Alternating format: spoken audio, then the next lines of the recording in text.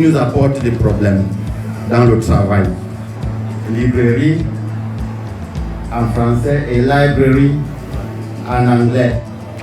Comme ça s'écrit de la même manière, on va dire la librairie est ouverte à tout le monde au port autonome de Kribi. Et quelqu'un va traduire ça comme The library is open to all. Librairie, c'est pas library. Librairie, c'est bookshop, là où on vend les livres.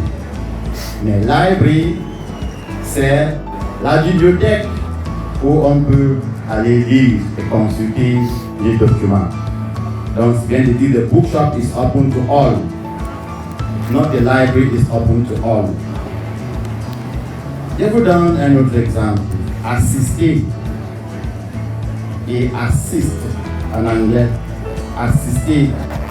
Nous sommes venus vous assister à la célébration de la semaine du bilinguisme organisée par le port autonome de Kribi.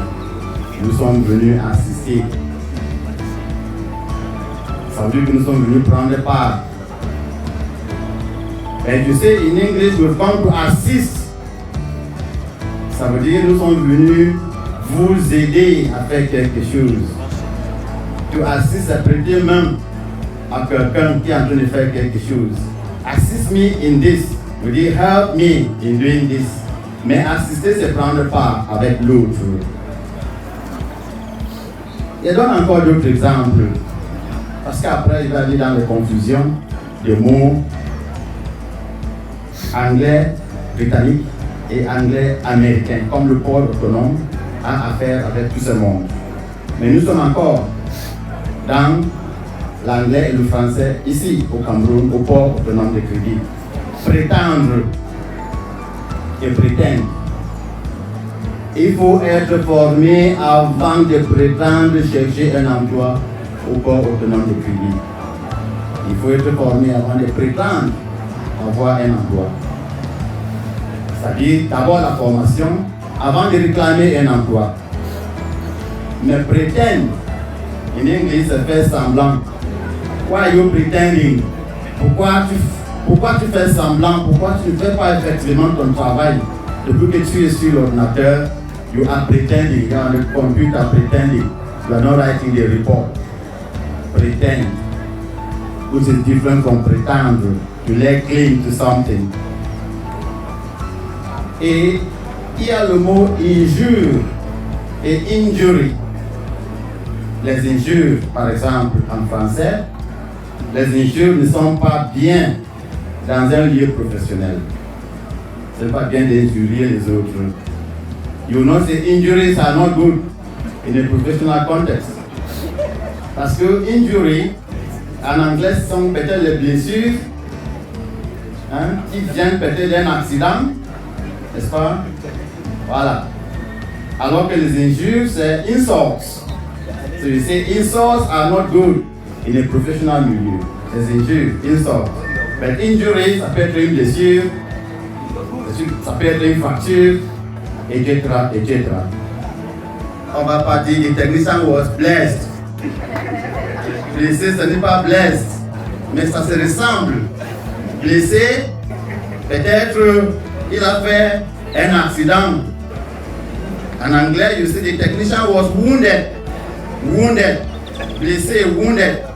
Parce que si on dit blessed, ça veut dire béni. C'est qui ne donne pas le même sens. Et on peut donner d'autres. Réaliser et réalise. Les autorités du port autonome de Kribi ont réalisé beaucoup de projets cette année.